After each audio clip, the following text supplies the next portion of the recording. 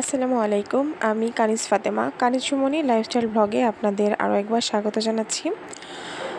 আশা করছি যে যেখান থেকে আমার ভিডিওটি দেখছেন সবাই ভালো আছেন। আমিও আল্লাহর রহমতে ভালো আছি।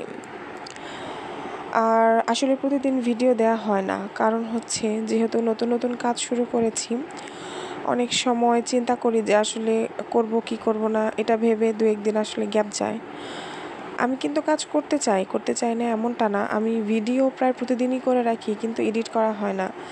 কারণ একটা ভিডিও করতে গেলে আমাদের কিন্তু খুবই কষ্ট হয়, যেহেতু ছোট ছোট বাচ্চা নিয়ে কাজ করছি। আর ভিডিওগুলো আসলে কিভাবে করছি কি না করছি কিছুই বুঝতে পারি না। কোয়ালিটি কেমন হয় সেটা আমার পক্ষে বোঝা সম্ভব না, সেটা বুঝবেন আসলে আপনারা।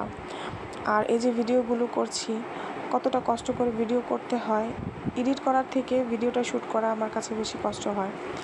কারণ বাচ্চাদেরকে নিয়ে আর আজকালকার বাচ্চারা কিন্তু শুধু মোবাইল চায়। এদেরকে অনেক কিছু বুঝিয়ে শুনিয়ে মোবাইলটা নিয়ে একটু শ্যুট করা হয়, আবার এডিট করতে হয়, তার মধ্যে আপনারা ভিডিও দেখেন না।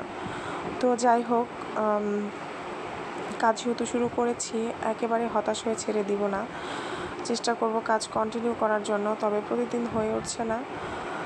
তবে ইনশাল্লাহ অ্যাক্টিভ থাকার চেষ্টা করব। আর সকালে আমি বানিয়ে নিয়েছিলাম আজকে, এই তো একটু আটা দিয়ে ময়ান করে নিয়েছিলাম। প্রতিদিন তো রুটি বানানো পসিবল হয় না এখন। যেদিন আগে থেকে রুটি বানিয়ে রাখি, পুরো সপ্তাহের জন্য রিজার্ভ করে রাখি, সেদিন তো একটু কষ্ট হলেও হয়, রুটি বানিয়ে খাওয়া যায়, মানে ভেজেই খাওয়া যায়। আর তা না হলে আমি প্রায় অনেক সময় এরকম আটাটা গুলিয়ে এভাবে রুটি বানাই। তো এটা কিন্তু খেতে মোটেও খারাপ লাগে না, আমার কাছে খুবই ভালো লাগে।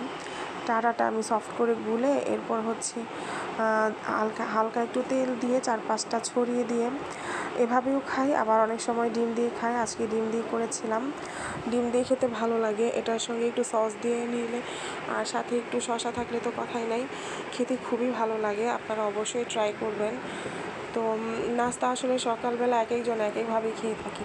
আমরা সবাই তো আসলে সকালের নাস্তা খেয়েই থাকি কম বেশি, অনেক ব্যস্ত থাকি, এর মধ্যেই নাস্তা করতে হয়। তো এক একজন এক একভাবে নাস্তা খেতে পছন্দ করেন। কীভাবে নাস্তা তৈরি করেন আমার সঙ্গে অবশ্যই আইডিয়া চাইলে শেয়ার করতে পারেন। আর আমি যে নাস্তাটা বানিয়েছিলাম রোলের মতনই, এই রোলটা দিয়ে খাওয়ার জন্য আমি একটু সস তৈরি করে নিয়েছিলাম টমেটো কেচাপ আর মেয়োনিজ দিয়ে। আর এটা আমার মেয়ের নাস্তা রেডি করেছি। কলা ছিল, আপেল ছিল, আর ও শসা খেতে পছন্দ করে, এর জন্য শসা রেখেছি একটু। আর এই যে রুটিটা দেখতে পাচ্ছেন, আজকে কিন্তু মাশাআল্লাহ পুরো রুটিটাই খেয়েছে। সব দিন খেতে চায় না, কলাটা ছুঁয়েও দেখেনি, আপেলটা খেয়েছিল, এখানে অর্ধেকটা আপেল ছিল। আর এটা ছিল আমার নাস্তা। শসা আমি একটু বেশি নিয়েছি। আর এইভাবে আসলে দেখা যায় শুধু সস খেতে ভালো লাগে না, একটু মিক্সড করে খেলে ভালো লাগে। তাই সকালের নাস্তা পর্ব শেষ করছিলাম। আর এই যে মেয়ে কার্টুন দেখছে, ওর সঙ্গে আমিও কার্টুন দেখতে বসে যাই। আসলে বয়স বাড়ছে ঠিক আছে, কিন্তু আমার এমন হয়, কার কেমন হয় জানি না, আমি কিন্তু কার্টুনের মানে ক্রেভিংটা এখনও ছাড়তে পারি না। আমি তো পাগলের মতন সারাক্ষণ কার্টুন দেখতে থাকি। আর এখানে দুপুরে রান্না করছিলাম। দুপুরে রান্নায় আজকে এটা হচ্ছে পুঁই শাক নিয়েছিলাম। পুঁই শাক আগের দিন বাজার থেকে এনে আমি কেটে ধুয়ে পরিষ্কার করে রেখেছিলাম। আর সকালে নাস্তার সঙ্গে সঙ্গে দুপুরে রান্নাটাও আমি শেষ করে নিচ্ছি। শাকটা আমি ভালো করে এখানে সেদ্ধ করে পানি ঝরিয়ে এরপর আমি ভেজে নিচ্ছি তেল দিয়ে। তেলের উপর পেঁয়াজ রসুন একটু ভাজা করে তারপর পুঁই শাকটা আমি ভেজে নিচ্ছি। আসলে বাজারে কেনা পুঁই শাক কিন্তু খেতে তেমন একটা ভালো লাগে না। গ্রামে থাকলে দেখা যায় নিজেদের পুঁই শাক থাকে, ওটা উঠিয়ে খাওয়ার মজাই আলাদা।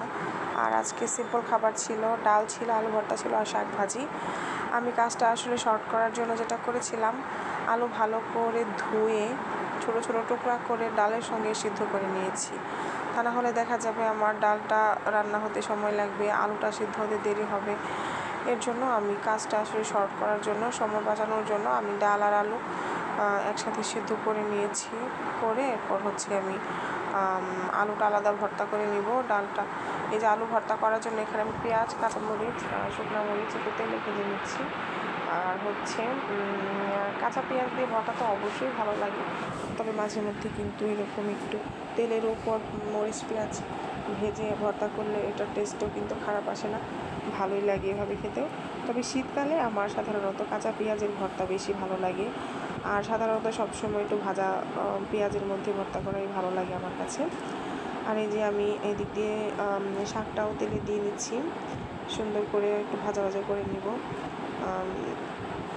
শাকটা একটু ভাজা ভাজা খেতেই ভালো লাগে। আর তো সব রান্না শেষ, আমি ভাতের হাঁড়িও বসিয়ে দিয়েছি চুলার উপর।